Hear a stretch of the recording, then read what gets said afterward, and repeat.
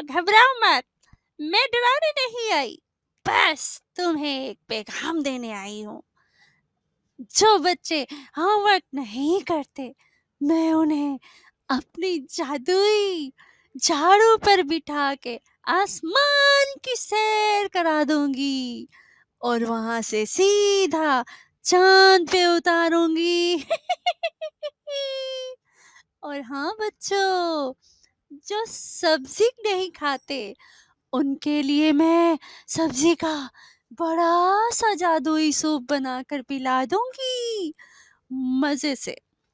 इसलिए बच्चों, होमवर्क करो, सब्जी खाओ और खुश रहो मेरी तरह। वरना अगली बार मैं तुम्हें अपनी झाड़ू पे बिठाकर स्कूल ही ले जाऊंगी।